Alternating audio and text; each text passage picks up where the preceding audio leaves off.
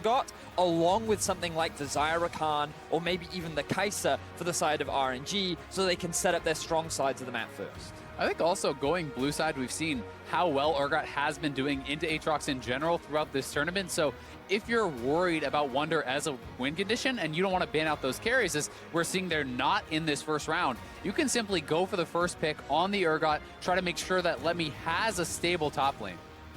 And I'm looking at the bans right now. RNG have literally left everything open. I don't know if G2 want to give the Urgot away. They know it's going to get first pick by the side of RNG, but they are actually going to do it.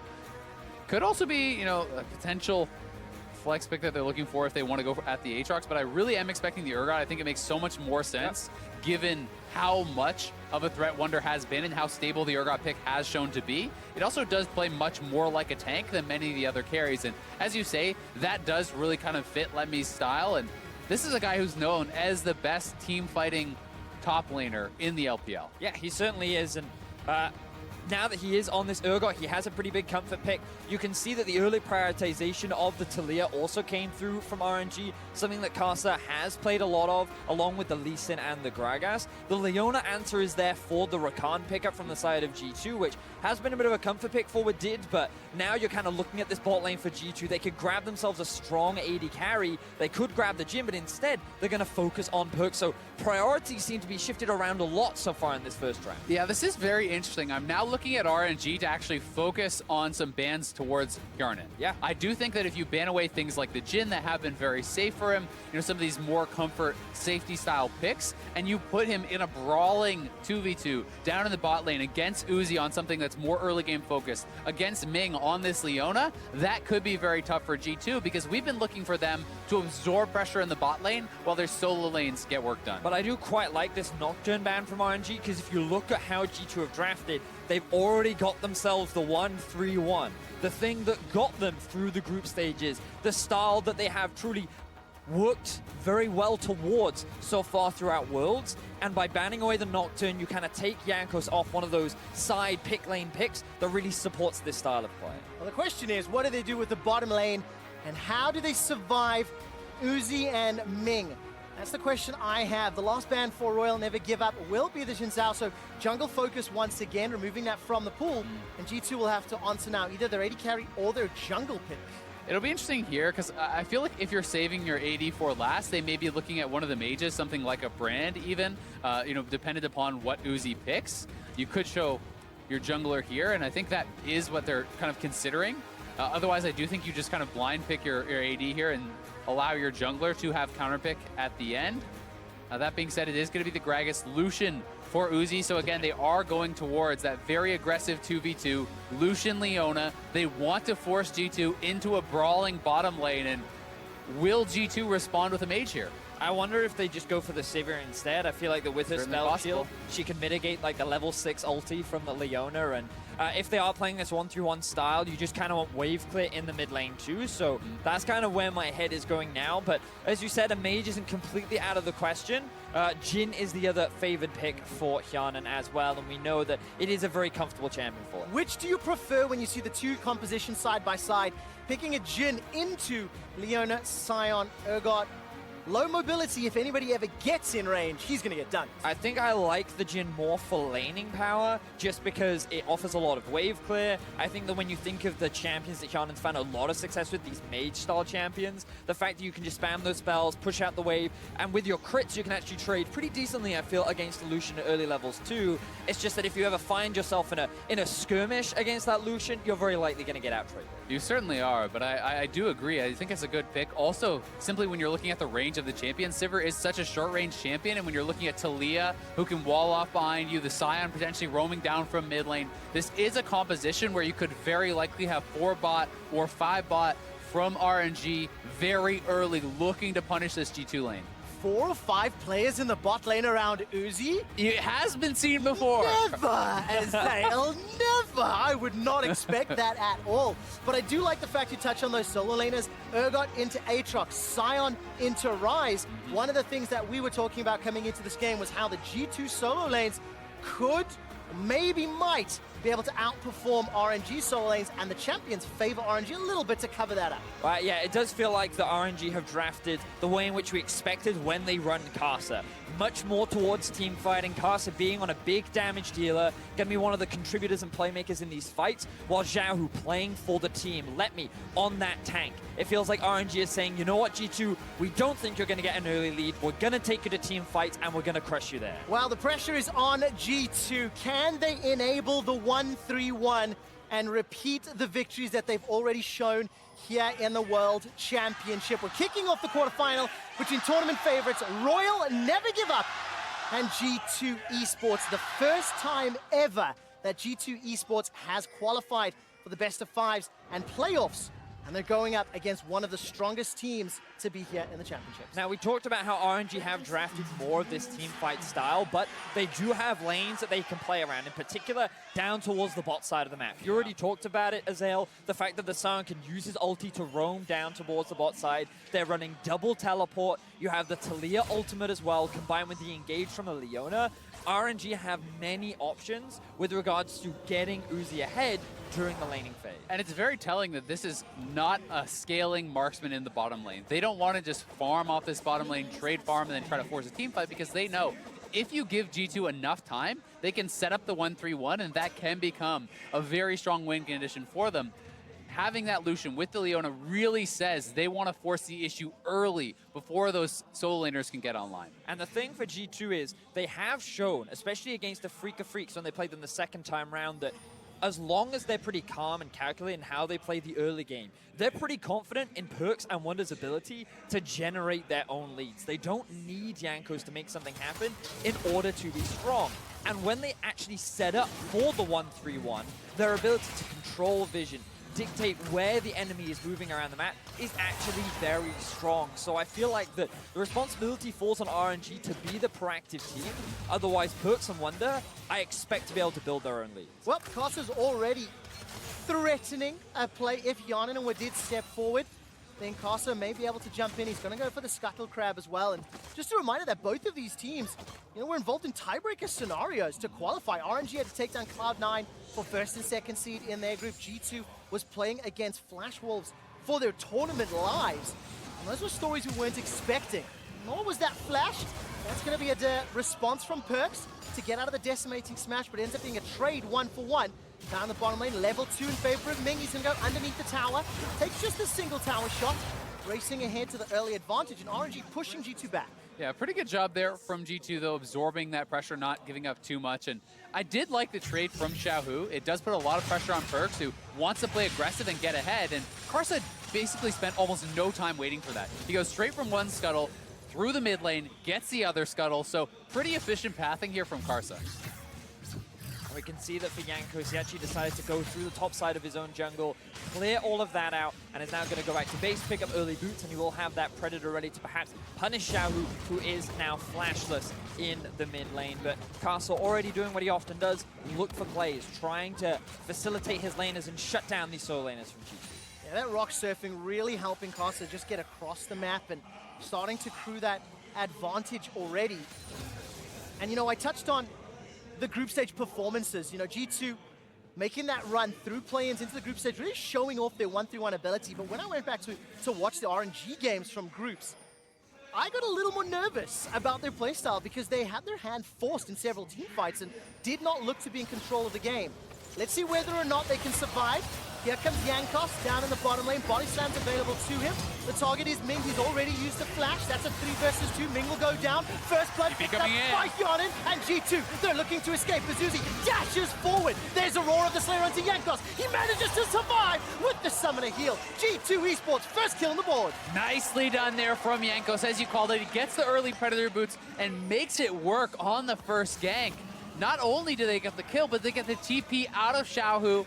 So relieving some pressure there in the mid lane for Perkz. So you can see he has a pretty nice advantage off of that. And you got to evaluate how overall worth that was for G2, because the cost for Jankos was simply his flash. But the fact that RNG sent so many members down towards the bot side means they lose a lot of pressure. And here, Ming and Uzi are just trying to be aggressive. That's what you do on a Lucian Leona lane. They don't expect Jankos to flank around from behind. That control ward in the river doing absolute work for G2. And while Xiaohu TP's in, he's able to get the slow onto Jankos. He's able to duck out away from Uzi. And overall, like, heals traded on both sides. No flash from Ming. His Ignite is gone. Big win here for G2. And it was one that they really needed, as they're going to look for perks here in the mid lane. Well, we're not going to get much time for narrative today, gentlemen. Karsa is looking for a response. He was also showing up at the back end of that bottom engage, but for the time being, G2 just behind in gold. But when you look at the fact that Hjarnan got first blood, and he had basically half the CS of Uzi around that time. So he was certainly, you know, getting bullied pretty heavily, and getting that kill gives him such a reprieve in this lane, allowing him to be able to kind of not fall further behind. Yeah, we'll have to keep a close eye on effective power. You know, when they hit their item spikes between Hjarnan and Uzi, and then also how the AD carries are utilized, because the way you play with Lucian and the way you play with Jhin is so significantly different. Hjarnan, the way pushing into Uzi and Ming right now. But this also sets up nicely for what we've seen with regards to RNG in the group stages, because the thing is, in their losses, if a team went even with them in the early to mid game, or if you even forced them behind, you can see that around the mid game is where they really struggled. Teams were very good, especially Cloud9 and Vitality, at forcing fights around the 20-minute mark. Just look at the goal deficits that they found themselves in that mid game. And I think one of the biggest things about this is the teams that were able to dictate the pace of the game to RNG were able to have a much better time. If you let RNG sit back and play their own style, Uzi accrues such ridiculous farm advantages, picking up so much jungle farm, and they fight really well around those item power spikes that he's going to be able to pick up faster than your players. And I think that might be why Jankos is showing his face down bottom again. We just saw the vision toggle, so RNG not fully aware of Jankos' positioning, but Xiaohu has already left lane. He shoved that win in, so sensing something's up, Jankos doesn't find an opportunity this time around, but even just threatening and being in the area, this is a good sign for G2 Esports. Yeah, I mean, this isn't the Kaisa who's just going to come online eventually in the late game. This is a Lucian, so if you can put that Lucian down in the early game and hold him down, then hey, you can have an advantage from that later on. And one little quick thing I want to touch on is actually the Fairy Charm here from Uzi, which is something that is becoming very popular in Green Solo. Well, we'll get a chance to touch on that in a moment. That's a defensive flash from Hjarnan. Ming is the target for now, but Jankos is holding on to the trigger. I heard a Scion ultimate, but not quite sure for what. Perks, by the way, he's used his ultimate in the mid lane, so I can only assume he was under threat. G2, they expend Hjarnan's flash looking for the engage and don't find anything from it. So G2 were tried to attack the bot side of the map while getting attacked in the mid lane. Caster had actually made his way over there to try and get a collapse onto a flash with Cook. They couldn't find it. Now Ming looking for more, but isn't able to lock anyone down. RNG trying to be very proactive in this early game. They really have been, but G2 has been doing a good job absorbing that pressure. Hjarnan and Wadid are not getting caught by these Zenith blades, and yeah, you're not expecting a tier from Lucian just to close that out. It is just about some mana regen for the laning phase and then selling it later on, similar to how people use rebuildables. And what we can see is that at the top of your screens, the gold is even. But when you look at the scoreboard, you can see the farm is pretty different in the jungle and on the AD carry position. And even though that they're at these big deficits, the fact that they found that early kill onto Hjarnan, the fact that Jankos was involved in the first blood, means that while RNG are doing well in terms of the farm department, they're staying even in terms of gold. Yeah, exactly so. And then it's going to really start to come down to when can RNG look to try to start forcing the objectives? Because I really do feel like with this composition, you want to group up, you want to fight for early dragons, you want to force G2 into these uncomfortable situations. And I want to see how effective G2 are responding, because, you know, when we look at the relative strengths of teams, I feel like RNG would, you know, come out in team fight leads or be the better team fighting team in almost every scenario. G2 haven't necessarily won their games through team fighting, but they may get forced to, as you said, Isaiah, with the Scion and Urgot and Leona jumping in their faces. So we're getting close to 10 minutes. G2 Esports have got their quintessential style of composition, and these next 10 minutes will be very telling for what level of strength G2 can bring against RNG. And remember that we talked about for G2, what's most important is getting their solo laners ahead, and Perks has already found himself an early advantage. Wonder has been going even with this Urgot due to the limited pressure that's been spent up towards the top side. And G2 have even decided to swap up the lanes, giving Perks that more favorable matchup into the Rise, and giving Wonder, the Aatrox, the kind of tank bully, the more advantageous in mid. And I also think this is about the fact that he had no TP. They're moving down to the bot side. All right, saving the control ward with the teleport and completing the channel. So Perks actually makes it down bottom. There is a dragon, but it's not really worth contesting. Yeah. All this just for blue buff. Yeah, I mean, Wonder had no TP, so they put him mid lane. Perks is top lane with the TP. I think they were thinking, we can catch RNG by our jungle, then force a dragon fight, but unfortunately, everything kind of dissipates, and it's Let Me getting a free push up top, and he'll be the one to reset. And Wonder will go up top side to catch the wave. I don't know if they're just going to return the waves to what they are, or if they'll go back to what they the swapperoo after they base, but... The swapperoo? Is that the term now? Yeah. I'm on board with this. Yeah. The swapperoo has now been reset. First item backs have been picked up as we did. Woo, tries to get out of range. Luckily, does not eat the threaded volley. And here comes Caster engaging with the ultimate. He's cutting off the retreat. Ming has access to the solar flare, and Xiaohu's making his way down as well. Yana needs to reload. Not going to be able to find any more autos just yet, but the bottom lane tower is being chipped away from by Uzi. And we talked about Caster takes a lot of damage. Oh, the turret shot. Caster's going to be forced back. Jankos now makes his way down to try and assist G2. We see the realm warp as well, but I think it's just a matter of zoning. G2 trying to keep their bot tower alive, and this ties into what we were talking about. RNG, they want to play through the bot side of the map. They want to enable this Leona Lucian to get ahead, and they're so very close to securing this bot tower. Yeah, and G2 are so ready to respond with the "oh no, you ain't," because the teleport was instantaneous. The response on the defensive plays from G2 has been very good, and G2 are up 500 gold. Look at the CS, even in the top lane. Plus 30 in the mid lane in favor of Perks. And yes, Yonan's down, but the kill, first blood in his favor means gold is still touching distance. Yeah, and I mean, you can see how differently these two mid laners want to play. You have Xiaohu rushing a Righteous Glory, rushing armor against Perks on this rise because he wants to go straight for the team fight item. He wants to be able to enable his team, start those fights, be the engagement. Well, Perks is going very heavily for the scaling options. It looks like he may even be building a Catalyst here and going for the tier Roa, perhaps. Oh, look at the little trade up here in the top lane. Let Me throws down the Ignite, most likely just to cycle and get teleport back in the chamber. But again, the swapperoo has taken place, and Perks has now reclaimed top lane. Yes, he certainly has, but Uzi is very close to taking away this tower. And It's just gone. this is a really big deal for RNG because whenever G2 have drafted this 1-3-1 style, one of the big issues that Flash Wolves had against them was that they couldn't find that early game proactivity to open up the map, allow them to snowball these team fights. But now Yanko's in the top side. All right, Letme's in a little bit of trouble here in a 2-on-1. Perks and Yanko's going to look to drop him down. It's an easy kill secure at the cost of the tower bonus plus Ocean Drake. So G2 will try to get a tower reply, but I think net advantage still in favor of RNG. Certainly so. It's a good counterpunch from G2, but the fact that the solo turret gold on first turret goes all to Uzi, and he's up almost 40 CS is really scary when he has that Blade of the Rune King done. 12.5-minute Blade of the Rune King, Azael. Yeah. That is going to hit like a truck.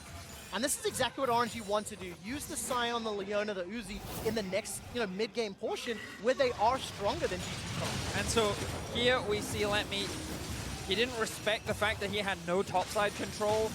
All of the RNG members had invested all their vision and time towards securing that bot tower. This means that he was overextended top. With the damage from Perks and Jankos, they were able to find themselves a kill. But more importantly for G2, one of the solo laners is getting even further ahead. And if we look at the gold, we can see that Perks is actually about 1,000 up on his lane counterpart, whereas Uzi is the same on his side. And the two big carries for either side are getting the gold that they need. And I think these next 5 minutes are actually so critical for G2 because you're having all these one-item power spikes coming through for RNG. They're going to try to move around the map, force objectives, take down as many turrets as possible because Uzi knows he's ridiculously stronger than Yarnan right now, who doesn't even have the BF sword for his Stormrazor.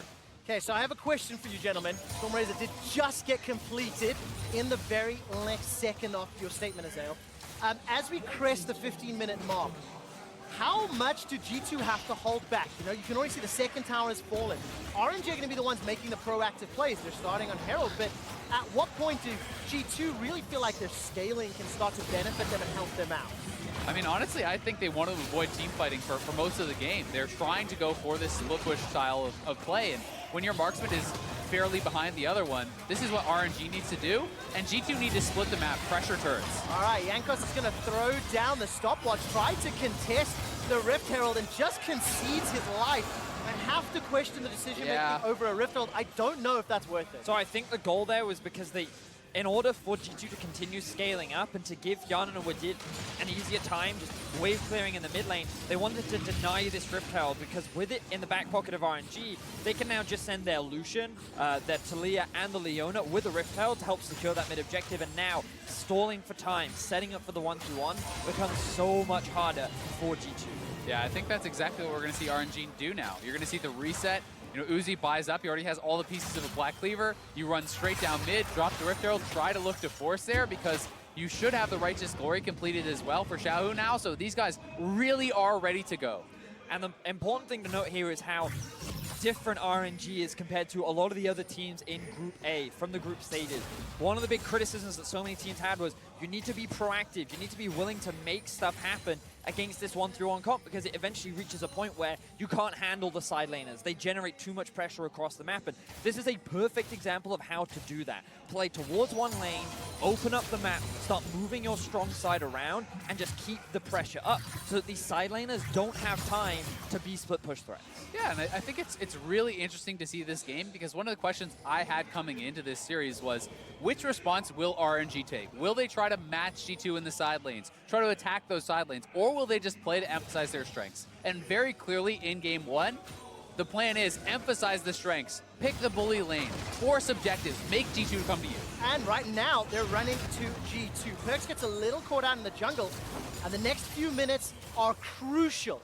If G2 want to use their 1v1 style of composition, they cannot afford to fall further behind. A 4-man stack of G2 Esports is defending the mid lane, but the Rift Herald has been dropped by Uzi, despite the minion wave being cleared out. So a full charge, and the boot will drop 70% of this outer turret's hit points, and it will fall down. No contest from G2 Esports. They are going to be forced to back off, though, because of the pressure Perkz had elsewhere. So they won't at least be able to take that forward for the tier 2. But this is exactly what we expected from RNG. They're kind of playing it textbook right now. They're yet to lose an outer tower, and this goal lead is starting to mount in RNG's favor. I feel like that they kind of read the recipe book for how G2 like to come together, and they're kind of picking apart all the ingredients, preventing this 1-3-1 from going to be. Yeah, exactly. And that means that it's up to G2 to find an opportunity now. They're down 1,200 gold. They've got no towers to their names. They have hit the 1-item power spike for some of their carries, but RNG are getting close to 2 items now, and they're going to start to accelerate ahead. If there is one thing I have been happy to see, is that either Perkz or Wonder have been applying pressure on one of these side lanes, and the first outer turret should fall shortly in favor of G2. And this is the coolest thing about this matchup for me, because it's kind of gone almost how we expected, in that Perkz and Wonder have built their own leads. You can see them with the CS advantages. Perkz is sitting with a kill. He has the most gold on G2's team. Whereas for RNG, all the gold is funneled into Uzi once more. The team composition is built around enabling him to have a strong mid-game, a strong ability to team fight. And the question is, who will be able to set it better? Because now, at this point in the game, this is where things get much harder. You've now got to get deeper into the enemy jungle. You've got to set up that vision. You've got to play around Baron. And those are the windows in which more opportunities become available for G2 to find a pick, find that outplay in a side lane, and kind of slow RNG down. Yeah, I mean, the last kind of easy objective for RNG to get is going to be this next dragon. And then it's going to be quite some time before you have another simple one to really take. Attacking the tier 2s is much more difficult unless they can kind of get that vision pushed up, as you're talking about. And, you know, a Baron this early on also becomes difficult. So if G2 can play carefully in these next few minutes, they will buy themselves some time. Now, this is really dangerous for Perkz, because sorry, I just realized that we were looking at RNG vision, and I was like, they have no wards up towards the top side. This is super dangerous. What's he doing? But then I realized, of course, it is in fact Perkz who has all that vision available to him. And he had all the support as well. A number of G2 members backing him up just before Hyuna decided to leave. By the way, Uzi, with the Black Cleaver completed, just throws down the culling and forces Hyuna away. And Wonder will be able to escape with his life. Needs to use the ultimate though. No flash thrown down yet.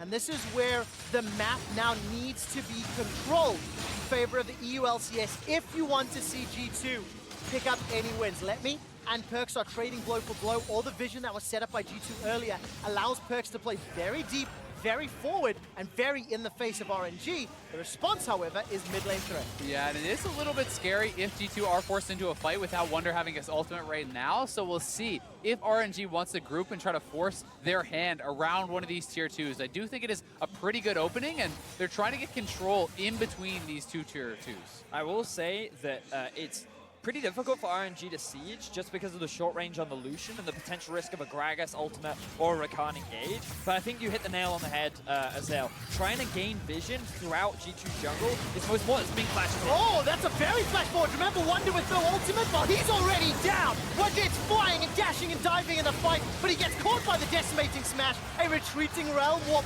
cannot escape from Karsa. He's threading the flow through G2, and look at that. Perkz is down. That's the third of the fight. Only the duo left standing, but not for much longer.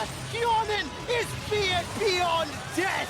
And let me says, please, I'll have the inner turret. And this is the worst case scenario for G2 as RNG finds their team fight. The Lucian is at 2 items. Their front line is plenty tanky, and with the minion wave already set up in bot, they can secure an inhibitor. They're going to get a 20-minute inhibitor here and choosing their timing perfectly. They force the ult out of Wonder, they find the pick onto him, dies immediately at the start of the fight, and that was it for G2. That's exactly what you want to see when a team has to prevent and stop their opponent from setting up the 1-3-1. You have to attack them in the initialization phase, and RNG do it beautifully. And look at the vision from G2. They cannot move this freely to their own half of the jungle. This is why setting up that vision is so important. And again, Wonder, who had no ultimate, gets locked down by a fantastic play from Ming. And G2 at this point should disengage. But they think they've caught Uzi out of position. They end up not being able to kill him. And then the turnaround fight comes in from RNG. Yeah, and in this our Acer Predator replay, you do see they continue the chase forward. Wadid and Perkz getting so low. Xiaohu committing fully. They know this is their fight with the engage. You have to say the Wonder pretty bold to actually be queuing back towards the team without having vision, and now Ming is on the hunt again. Oh, Zenith Blade just sidestepped by Perkz, but I was waiting for the solar flare. I thought that was coming, Azael. Perkz manages to get just off of that Really good seismic sidestep. shove. And look, it's a 4K gold lead. The inhibitor is exposed in the bottom lane, and this gold growth up to 4,000 in the blink of an eye. Yeah, and I mean, the scariest part about it is that Uzi has nearly 3,000 gold lead himself, right? And that is the most important member on the team right now. Not only is he on 2 items, but he has tabbies and a QSS. So he can dive in, has tons of damage, and a lot of safety. And of course, if anybody caught the Uzi feature from earlier in the day, it was narrated by Froskurin. Uzi and Raise the Puppy, is a story as long as competitive League of Legends itself. This composition, he was the tip of the spear, and he's being used to great effect. His QSS now to back up the Ninja Tabba means it's going to be nearly impossible to lock him down long enough to kill him. And RNG, they're playing the Baron game to seal the deal in game 1 here. Yeah, I mean, the puppy's looking pretty grown up, Trevor. Oh, yeah. It's a big old bulldog now, so you got to be very, very careful how you fight around this guy. And RNG, they just have full vision control. You can see how dark it is right now for G2. This is the easiest way for RNG to set up for a Baron fight, but they feel so confident that they're just walking up to this tier 2, using the Talia wall to just secure themselves another objective. If I recall correctly, the first stage of groups in the first 3 games, RNG didn't prioritize the Baron. They didn't need it. They were able to win the game just through macro, just through map-based play and decisions. They got themselves 6 towers down, the only non-base turret from G2's in the top lane. And you have to feel it's not long for this world, because RNG have got every other objective so far. One thing you will say, though, for G2 is they have a lot of really strong engage. So if Uzi does misstep, if they can find him with Yankos, with Wadid, on these hard engaged champions, there is an opportunity to win a fight and then start to turn things around, to buy enough time. And G2 really does need to look for that sort of a fight, because right now it is RNG dictating everything to them.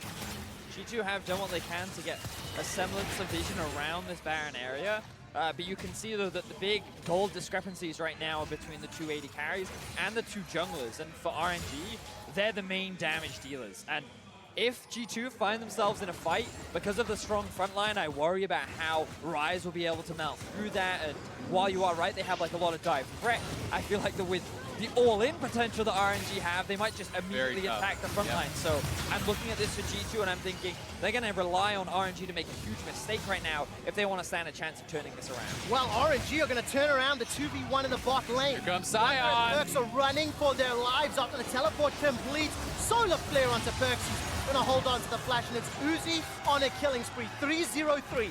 100% kill participation. RNG are wielding him beautifully. And this was G2 trying to attack the side lanes, trying to utilize the power of Perks to help Wonder find a kill onto Let Me. He flashes away and says, hey guys, they've got no tower, and immediately RNG are quick to punish. And this is something that this team is so good at. Every time you overstep, every time you think you've made the correct decision, they see the weakness in it, they abuse it, and they turn it in their favor. And this is also what the expectation was for this series coming in, especially game one. Looking at a 1-3-1 style composition from G2 and going, well, G2 have got the ability, the intelligence, the champion pools to attack the 1-3-1 and beat it before it starts. So the pressure is on G2 to prove to us that they can find the angle or the surprise to catch RNG and the world off guard. Or, as they look forward throughout the series, what else do they have in their pockets? Yeah, and I think it gets very tough for G2 to hang on a game like this with double Mountain Drake also on RNG. Yeah, I actually really prioritize that Dragon over any others in a game like this when you're running essentially 3 tanks. Infernal is probably even less important because this gives you such easy access to potentially rushing down the Baron. It's less time for G2 to be able to respond, which means they have to face check more aggressively. They have to get over here right now, and RNG can force them into a fight they're not ready for. Teleports coming in north of the Baron pit. Baron's down to 50% and Ming is looking for an engage. Solar Flare is available to him, but the Zenith Blade doesn't find a target. They pulled RNG off the Baron and Garnin sidesteps the drift. Now there's the engage from Xiao, who's flashed over the wall, and Weavers will lock out G2 Esports. So far, nobody's died, but for how much longer? Solar Flare stuns up Wonder, and RNG back away. G2, they stop the Baron, but they don't concede any kills. And RNG still has a lot of health. They could just shove out mid and go right back to the Baron if they want, but it looks like they will reset. But impressive from G2 to be able to get out of that situation. The fact that RNG, they played the setup perfectly. They knew that they could win the 5v5. They forced G2 to come and check the objective. And unfortunately, they just couldn't convert it because Ming, his positioning was not ideal. He got a little too close to Hyanan and Wonder. They chunked him out before the fight started. He lost his flash, and then they had to rely on Xiaohu to find that engage. And with his ultimate missing, they were just kind of flashing and chasing to try and find that engage, which unfortunately for RNG, they just couldn't lock down. Certainly credit to Hyanan though. Sidestepping the Sion ultimate was the difference between life and death in that situation. But G2 are going to be forced into a similar situation very likely, and this time, Hyanan and Perks will have no flash. So you can expect RNG to hard commit onto those 2 low mobility carries. It's fine. Hyanan's blue suede shoes, they've dodged once already. Let's see if he can do it. Got his fancy feet, let's go. It's going to be so difficult. The item disparity is gigantic. Uzi, by the way, he finished his rapid fire cannon. Hyanan's got a couple of ingredients, but only 2.5. A little bit of thrift store shopping for now. And RNG, they're going to push the vision deeper first. And they started again. Then back away to start Baron. This is elegant in its execution, Venius. Now you can see Uzi was pushing out mid, but he moves back There's up. no vision. Complete darkness. G2 can't contest this time around. Yeah. This should be an easy secure for RNG. Excellently done from the LPL representative. Yeah, really well done from them. The double mountain makes that so easy to actually burn down, and they had full vision control. No chance of G2 being able to face check into that without flashes, because if Hyanan and Perks get caught, that's probably just the game ending. So while this is certainly dire for G2, it's probably the best of a very bad situation, and it's going to be down to their playmaking. You have to look at what it, you have to look at Jankos, because if you don't find an engage, I don't think you will survive this Baron. Now, this is a best of 5, and so far in game 1, RNG have come out swinging. They played towards the style that found them a lot of success during the regular season. In the first round robin, where they played around Uzi and relied on team fighting, having Xiaohu and Let Me kind of on these facilitators to help support their AD and jungle, they've kind of performed the style that they expected. And now the pressure kind of falls on G2 because in this situation, they're relying on RNG to make a big mistake if they want to be able to come back into this game. And that's so difficult because this team doesn't make too many unforced errors. Exactly. When RNG are in the lead, This is a team that plays ahead, stays ahead. And Medius, you touched on first round robin, second round robin. I want to get back to that in a moment as Ming will be stepping forward, gets rooted up, but he's found the Zenith Blade. That means he's got the engage. Fear Beyond Death has already got a kill, but Wonder's got one back. At what cost? The World Ender will bring him back to life, but he's already surrounded by RNG members, and while it looked good to start, it's a 2-for-2 in favor of G2. It's the least they can take. Yeah, Xiaohu had a very nice flank there. G2 do trade evenly, but the important member is still alive. It's Uzi at full health. 2 tanks in front of them. They're pushing with the Baron. And Wonder and Perks are not here to contest. G2, they'll be forced to defend with what they have, but with the way in which RNG are playing, they can just look to walk into the base of G2. And it's still 100% kill participation for Uzi. 4-0-4. He's got the Baron buff, he's got the support of Xiaohu, and he's exposed another inhibitor. Just shy of 30 minutes on the clock. It's an 8,000 gold lead, 3 dragons to nothing, 8 kills to 4, 8 towers to 2. This is a shellacking in favor of Royal Navy Star. It certainly is, and as we see this fight one more time, G2 is retreating and starts to group up, so Ming says, I'm going in looking for Perks, knowing he didn't have the flash. Xiaohu is already behind them, and in comes Uzi. And this was just the perfect setup for Ming. The fact that Perks was just chain CC'd underneath. Here we go again. Time. Oh no, they're gonna get away from that. But unfortunately for G2, they got forced into this channel, this funnel. Choke point or yeah. tunnel. Yeah, that, Channel. I get it. Covered all the that bases. is what I was trying to say. They lost. They lost the fight. RNG now trying to siege up mid.